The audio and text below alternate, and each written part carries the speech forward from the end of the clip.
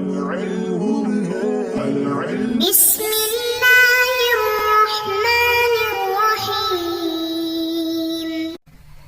اللهم صل على سيدنا ومولانا محمد أفضل صلواتك بعدد معلوماتك وبارك وسلم وصل عليه. بسم اللہ الرحمن الرحیم. عزیز طلباء کرام، مختارات من ادب العرب سے بحمد اللہ تعالی آج ہمارا سبق نمبر 21 ہے، اور جو مضمون ہم آج شروع کرنے جا رہے ہیں اس کا عنوان ہے جوامع الکلم. تو بڑھتے ہیں اپنے سبق کی طرف. جوامع الکلم لسیدنا و مولانا محمد رسول اللہ صلی اللہ علیہ وسلم.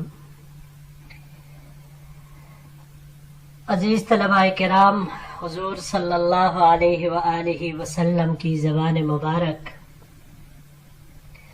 تمام جہانوں میں سب سے زیادہ فصیح اور سب سے زیادہ بلیغ ہوتا تھا. اللہ جل شانہ نے حضور صلی اللہ علیہ وسلم میں صفات بلیغہ، کلام بمقتضی الحال، حال کے بالکل عین مطابق کلام کرنا، بیان کا سلیقہ، عمدہ ذوق، پاکیزہ حس، زبان پر قدرت اور ادب و موہبت کی میراث آپ صلی اللہ علیہ وسلم پر اس طرح جمع فرمائی تھی کہ اس سے قبل یہ تمام چیزیں کسی بھی دوسری شخصیت میں جمع نہیں ہوئی تھی، اور نہ ہی آپ صلی اللہ علیہ وسلم کے بعد یہ کسی میں جمع ہوں گے.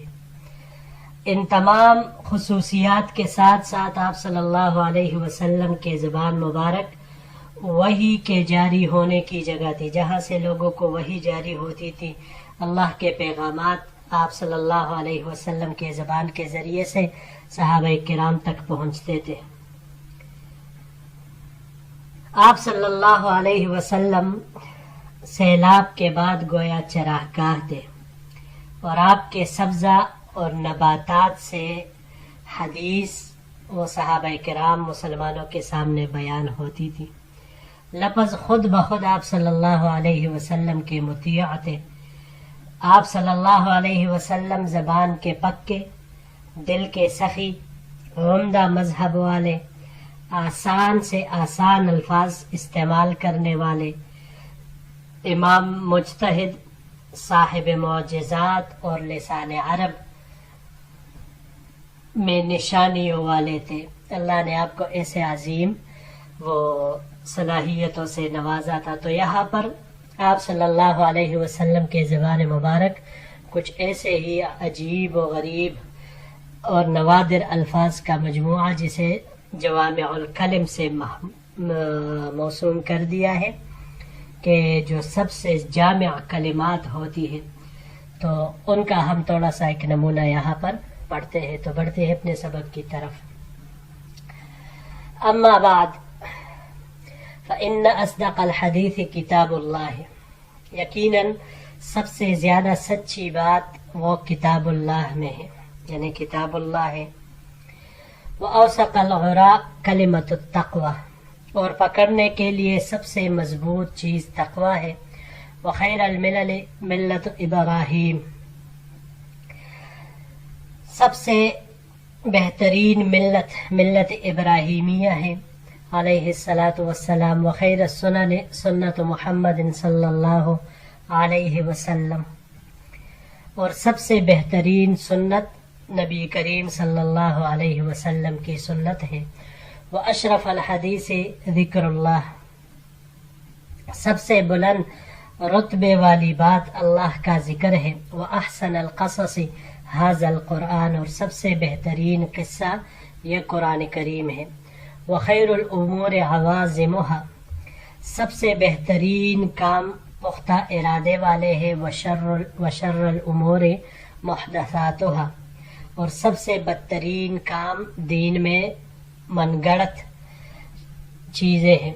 وأحسن الہدی ہدی الانبیاء، سب سے بہترین سیرت وہ انبیاء کرام علیہم الصلوات والتسلیمات کی سیرت ہے. وہ اشرف الموت قتل الشہداء، اور سب سے بلند مرتبت موت وہ شہداء کی موت ہے. وہ اعمی العمی الضلالۃ بعد الہدی، اور سب سے بڑی گمراہی ہدایت کے بعد گمراہ ہونا ہے. اس کو اگلے سلائیڈ کے ساتھ انشاءاللہ جوڑیں گے. یہاں پر یہ چند الفاظ ہیں جن کی تحقیق مطلوب ہے.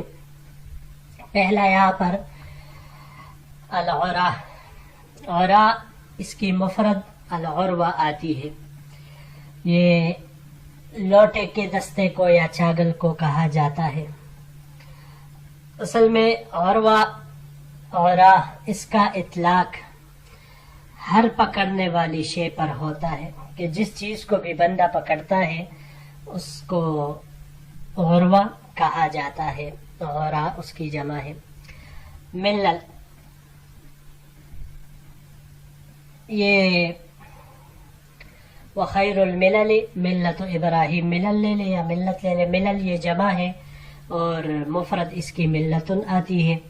مذہب کو کہتے ہیں، طریقت شریعت کو کہتے ہیں، اس معنی میں یہ آتا ہے. احسن القصص، قصص یہ اس کا جمع ہے، مفرد اس کا قصتن آتا ہے. اور اس کے بارے میں تحقیق تھوڑی بہت یہ پچھلے درس سیدنا موسیٰ علیہ نبینا علیہ الصلاۃ والسلام میں گزر گئی قصیہ کے تحت. لیکن بہرحال یہاں پر یہ قصصا باب النصارہ سے استعمال ہوا ہے. قصصا بیان کرنے کے معنی میں یہ آتا ہے. باقی تحقیق وہاں پر گزر چکی ہے. محدثاتها، محدثات یہ محدثتن کی جمع ہے. محدث بدعت اردو میں ہم کہتے ہیں اسے، ہر وہ کام جو کتاب، سنت اور اجماع کے خلاف دین میں پیدا کر لی جائے، جیسے سادہ اردو میں ہم من گڑت باتیں کہتے ہیں، تو اسے محدث اور یا محدثتن بدعت یہ کہا جاتا ہے. یہ حدثہ سے ہے، باب نصارہ سے یہاں پر استعمال ہوا ہے. حدوثاً واقعہ ہونے کے معنی، واقعہ ہونے کے معنی میں یہ آتا ہے، نوپید ہونے کے معنی میں. اس کو اگر ہم باب افعال سے لے لیں، احداثاً، احدث یحدث، احداثاً آئے گا ایجاد کرنا، معنی اس کا ایجاد کرنا ہوگا.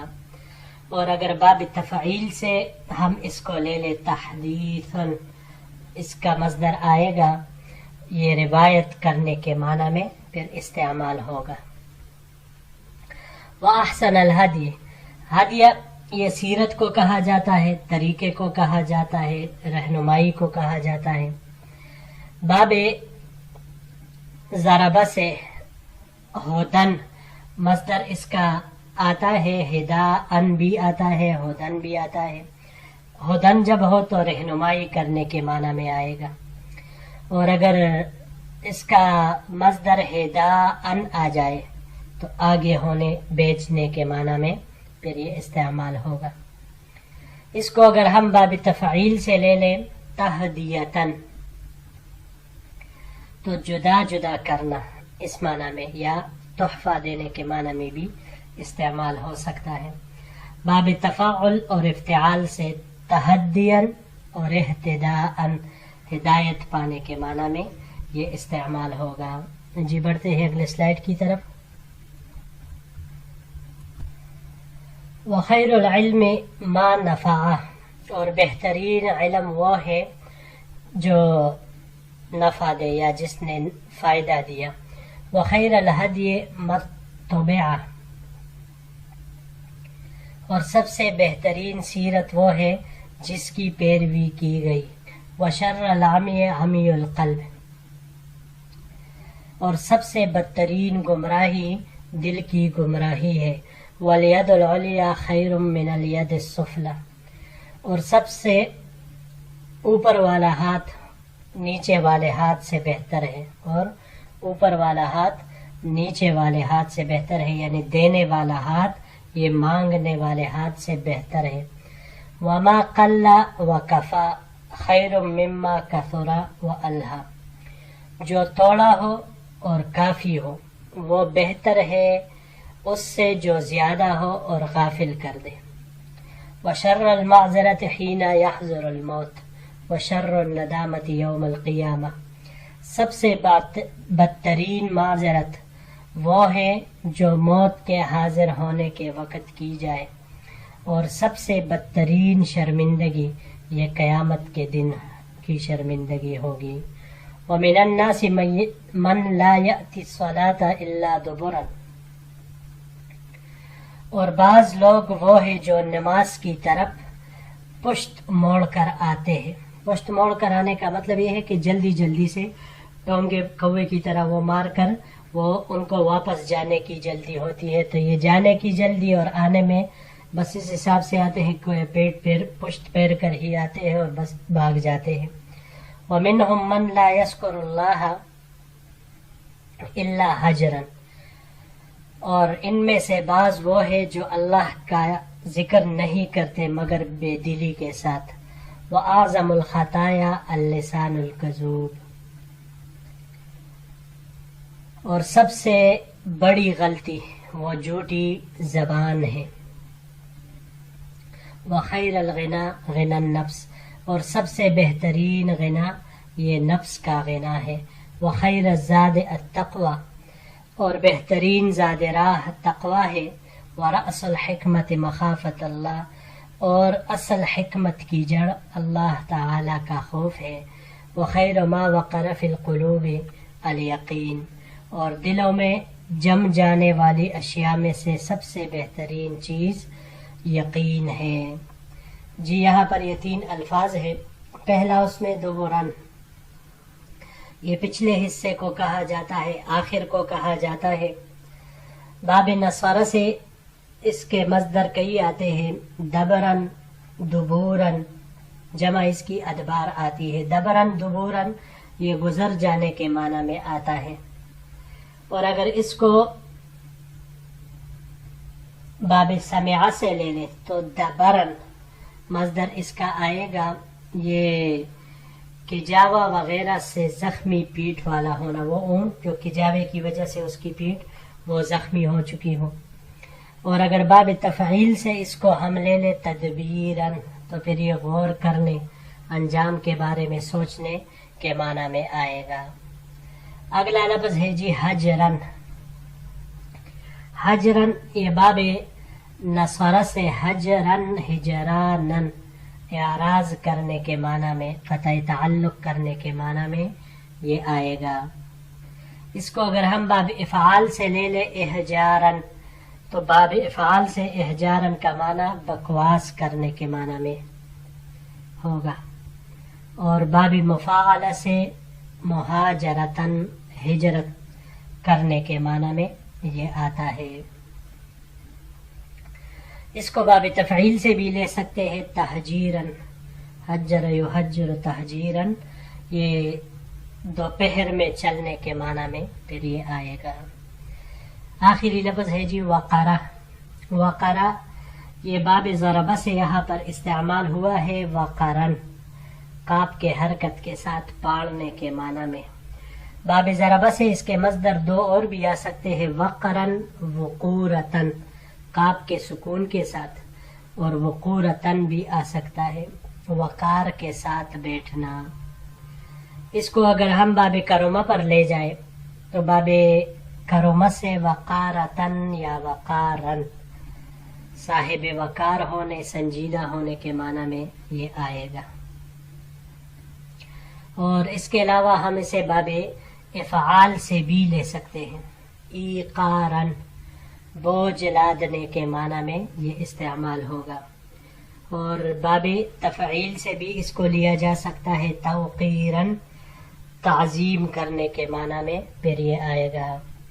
جی عزیز طلباء کرام، بحمد اللہ تعالی ہمارے مضمون کا یہ حصہ بھی پورا ہو گیا۔ انشاءاللہ العزیز اگر زندگی رہی تو اس مضمون کا دوسرا اور آخری حصہ وہ اگلے درس میں پڑھیں گے۔ السلام علیکم ورحمۃ اللہ وبرکاتہ۔